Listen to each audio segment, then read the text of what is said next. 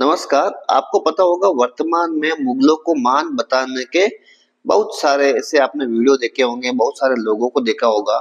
तो ये क्यों हो रहा है, इसके पीछे हमारा जो विकृत इतिहास है वो है। आप यहाँ पर देख सकते हैं जो इतिहास में पढ़ाया गया, तो देख सकते हैं बाबर एक कट्टर सुन्नी मुसलमान था, लेकिन उसमें धार्मिक कट्टरता नहीं थी। ऐसा कैसे हो सकता है? क्या बाबर में धार्मिक कट्टरता नहीं थी? दोस्तों देख सकते हैं जो मुगल थे, जो मुगलों की नींव रखी, उसमें क्या धार्मिक कट्टरता नहीं थी? और देख सकते हैं बाबर तुर्की भाषा का उच्च कोटि का लेखक था, ये था। बहुत सारी चीजें दोस्तों इसमें बताई गई। उच्च कोटि का कवि भी था, और किसी लेखक के थ्रू ये बताया गया कि प्रसन्नचित, वीर, महान, विचारशील, मतलब सारे गुण बाबर में थे। आप समझ सकते हो कितने गलत तरीके से इतिहास को बताया गया।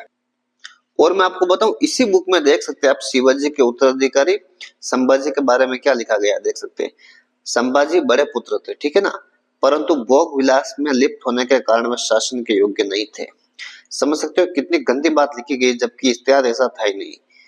ठीक है। और देखना आप आगे, शिवाजी ने मृत्यु से पूर्व अपने बड़े पुत्र संभाजी को उनकी गलत आदतों के कारण पन्हाला के दुर्ग में कैद कर रखा था। ऐसे कैसे हो सकता है?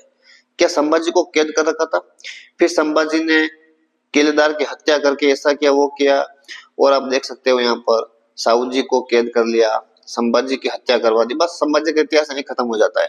जो संभाजी जी ने संघर्ष किया मुगलों के खिलाफ, उसका क्या हुआ? और देख सकते हैं यहाँ पर क्या बताया गया, अकबर महान, ये पेंसिल से मिटाया गया है, लेकिन अकबर को महान बताया गया। और देख सकते हैं यहाँ पर जो हिंदू राजा थे उनके इतिहास के साथ कितना आप प्रसिद्ध हल्दीघाटी का युद्ध लड़ा गया, ठीक है, महाराणा प्रताप के मध्य, जिसमें महाराणा प्रताप हार गए। महाराणा प्रताप कैसे हार गए? कोई योद्धा अगर हारता है तो या तो दोस्तों वो भाग जाता है या फिर मारा जाता है।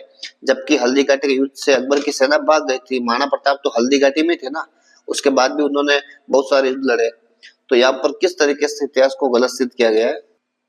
लेकिन दोस्तों इसमें ये चीज यहाँ पर नहीं बताएगी कि शाहजहां को जो औरंगजेब था उसने जेल में कैद कर रखा था, उसको पानी तक नहीं देता था। मतलब अपने पिता और भाइयों को औरंगजेब ने कैद करके रखा था। लेकिन यहाँ पर देख सकते हैं कहीं पर भी ऐसा नहीं बताया गया। दोस्तों आप देख सकते हैं दोस्तों, औरंगजेब ये शाहजहां का इतिहास है। और क्या बताया गया, 1657 में मतलब शाहजहां गंभीर रूप से रोगग्रस्त हो गया। ऐसी स्थिति में उसके 4 पुत्रों में युद्ध हुआ। ये नहीं बताया गया कि शाहजहां को औरंगजेब ने जेल में डाल दिया था, उसको तड़पा तड़पा के मारा था औरंगजेब ने अपने पिता को। लेकिन ऐसा नहीं बताया गया औरंगजेब ने अपने भाई को भी मारा था, ये भी इसमें नहीं बताया गया।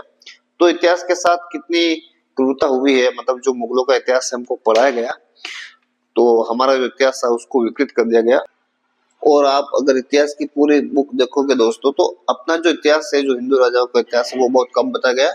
टोटल आपको देख सकते हैं मुगलों के बाद कौन कौन से राजा हुए जिनका कोई मतलब ही नहीं था, उनको पूरा बताया गया। देख सकते हैं आप पूरा इतिहास, फिर उनकी सभ्यता, कला, संस्कृति, मतलब इस तरीके के जो इतिहास है दूसरे राजाओं का इतिहास क्यों नहीं है। मतलब लोगों को पूछा जाए कि मुगलों की पूरी पीढ़ी, वो 7 का 10 पीढ़ी बता देंगे। लेकिन महाराणा प्रताप के पुत्र का क्या नाम था, उनके पौत्र का क्या नाम था, नहीं पता।